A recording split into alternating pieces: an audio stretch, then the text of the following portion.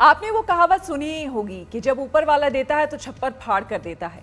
कुछ ऐसा ही हुआ है केरल के कोच्चि में रहने वाले बाबू जॉर्ज वालावी के साथ। जी हाँ, बाबू जॉर्ज करीब 43 साल पहले कंपनी के 3,500 शेयर खरीदकर भूल गए थे। हाल ही में जब उन्होंने इन शेयरों की खोज खबर ली तो पता चला कि इनकी कीमत 1448 करोड़ रुपए हो गई है। बाबू जॉर्ज का दावा है कि कंपनी के शेयरों के असली मालिक हैं वो, और कंपनी उन्हें रकम देने में आनाकानी कर रही है। अब वो भारतीय प्रतिभूति एवं विनिमय बोर्ड यानी कि सेबी की शरण में गए हैं और उन्हें उम्मीद है कि उन्हें सेबी से न्याय जरूर मिलेगा। बाबू जॉर्ज और उनके परिवार के सदस्य अब ये साबित करने में लगे हैं कि कंपनी के शेयर्स के असली मालिक वही हैं, क्योंकि रकम 1448 करोड़ रुपए इतनी ज्यादा है जिसकी वजह से कंपनी उन्हें पैसे देने में आनाकानी कर रही है।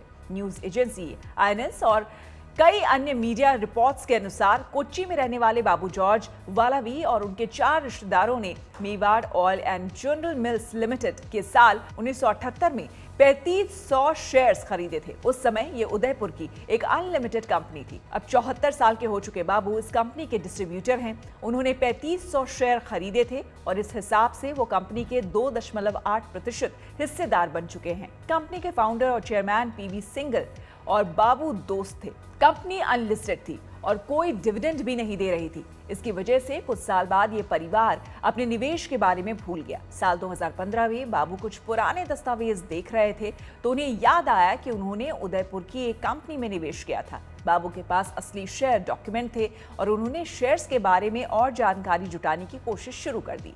बाबू को पता चला कि Mewar oil and general mills limited ने अपना नाम बदलकर पीआई इंडस्ट्रीज कर लिया है और ये लिस्टेड कंपनी बन गई है। बाबू को ये भी पता चला कि कंपनी मुनाफे में है। पीआई इंडस्ट्रीज ने अपने कारोबार को रसायनों और कीटनाशकों के निर्माण में विस्तारित किया और अब इसका बाजार पूंजीकरण लगभग 50,000 करोड़ रुपए है। बाबू ने अपने शेयर्स को डीमैट अकाउंट बदलने की कोशिश की और एक एजेंसी से संपर्क किया। एजेंसी ने बाबू को सीधे कंपनी से संपर्क करने को कहा।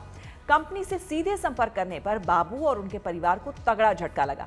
असल में कंपनी ने यह मानने से इनकार कर दिया कि बाबू उसमें किसी तरह के हिस्सेदार हैं। कंपनी का कहना है कि साल 1989 में उनके शेयर किसी और को बेच दिए गए। बाबू का आरोप है कि पीआई इंडस्ट्रीज ने गैर कानूनी तरीके से डुप्लीकेट शेयर्स का इस्तेमाल करके उनके शेयर्स किसी और को बेच दिए। जब बाबू और उनके रिश्तेदारों ने शेयर खरीदे तो उन्हें कंपनी में 2.8% हिस्सेदारी मिली थी और इसके हिसाब से अब इस परिवार का स्वामित्व 42.28 लाख शेयरों में तब्दील हो गया है। बाबू ये जानकर हैरान रह गए हैं कि उनके पास अभी पीआई इंडस्ट्रीज के जो 42.8 लाख शेयर्स हैं और उनकी शेयर बाजार में कीमत 1448 करोड़ रुपए हो चुकी है। साल 2016 में पीआई इंडस्ट्रीज ने बाबू को मध्यस्थता के लिए दिल्ली बुलाया, लेकिन बाबू ने इनकार कर दिया। इसके बाद कंपनी ने बाबू के डॉक्यूमेंट्स की जांच करने के लिए 2 बड़े अधिकारी केरल भेजे। इसके बाद कंपनी ने यह माना कि बाबू के पास मौजूद डॉक्यूमेंट्स असली हैं, लेकिन कोई कार्रवाई नहीं हुई। बाबू ये मामला सेबी के पास लेकर गए हैं और अब इस पर सेबी को निर्णय करना है।